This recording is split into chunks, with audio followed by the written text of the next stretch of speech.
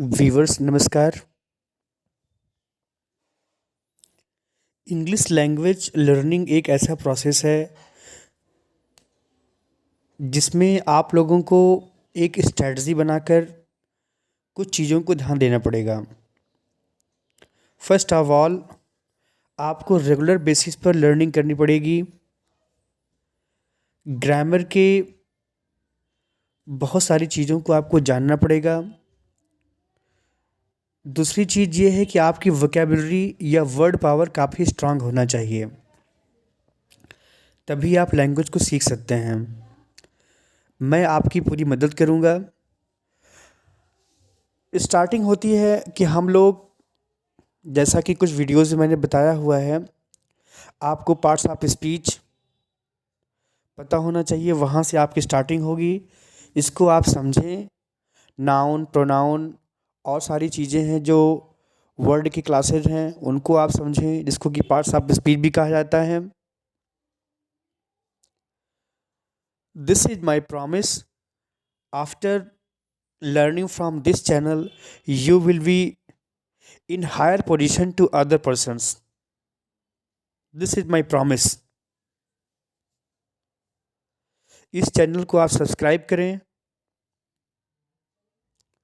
और वीडियो को लाइक करें, तभी आपको ज़्यादा से ज़्यादा अच्छे कंटेंट मिलते रहेंगे।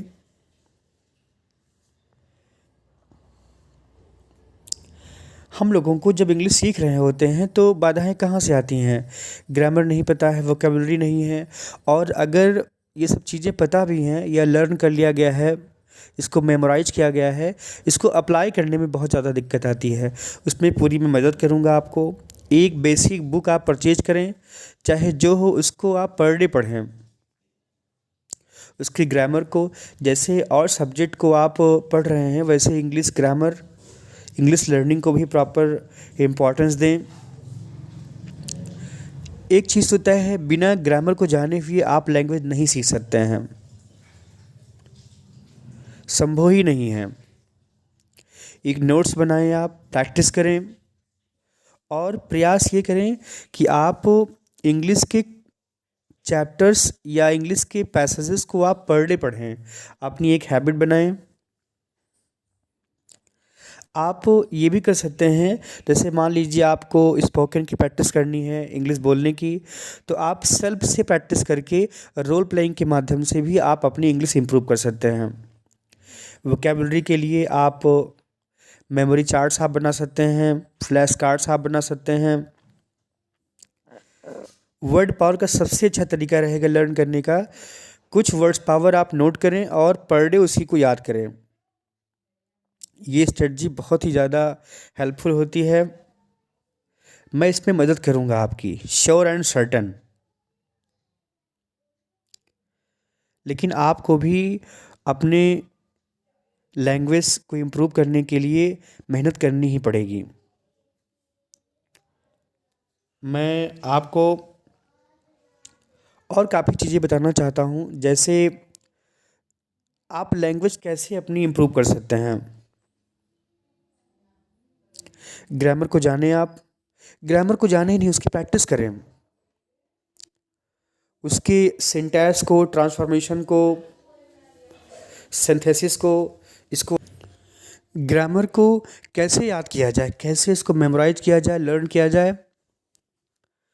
बेसिक बुक को पढ़ें, उसके अर्थ को जानें और उसको सोचिए कि कैसे व्यवहार में लाया जाता है। एक बहुत अच्छी ट्रिक और होती है, आप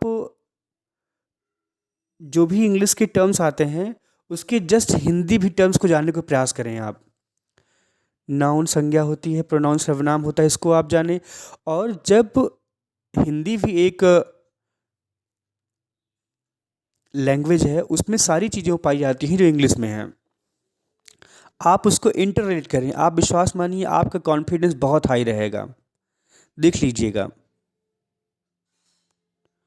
वोकेबलरी के लिए, वर्ड पावर के लिए लिस्ट बनाएं अपने हिसाब से। आपको कौन से सेक्शन में बेसिक वर्ड लगते हैं, कौन से एडवांस लगते हैं, उसको आप जानें। उसमें मैं आपकी मदद करूँगा और बताऊँगा कैसे आपको याद करना है। अभी आपको क्या करना है, आज से आप शुरू करें, इंग्लिश की बुक पढ़ें, उसको समझें, अप्लाई करें, वर्ड पावर का एक नोट्स बनाएँ, कौन कौन से वर्ड आपको लर्न करने हैं उसको पर डे आप रिवाइज़ करें और प्रैक्टिस करें।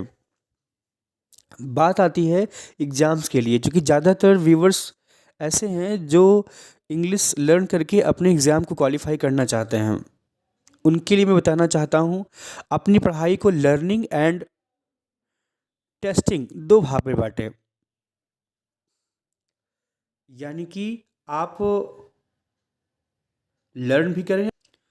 मार्केट में बहुत सारी बुक्स हैं जो प्रैक्टिस सेट के तौर पर कार्य कर सकती हैं। बुक्स का कोई जोड़ नहीं है। ऑनलाइन स्टडीज़ के साथ साथ आप बुक्स की ज़रूर हेल्प लें। वो आपके लिए बहुत ही हेल्पफुल हो सकती है। मैं आपको कॉन्सेप्ट क्लियर कराऊंगा, कैसे कैसे आपको एग्ज़ाम में आगे बढ़ना है, और मेरा पूरा प्रयास रहेगा कि डिफरेंट एग्जामिनेशंस की जो टेस्ट सीरीज है उसको भी सॉल्व कराऊं। और विश्वास मानिए, जब वो सॉल्व आप करेंगे मेरे माध्यम से, तो आपका इंग्लिश का लर्निंग लेवल एक हायर स्तर पे रहेगा। मैं इसमें पूरा हेल्प करूंगा आपकी। तो शुरुआत की जाती है और अपने आप को स्ट्रांग बनाइए आप। मैं आपका पूरा साथ दूंगा। मेरी शुभकामना। धन्यवाद।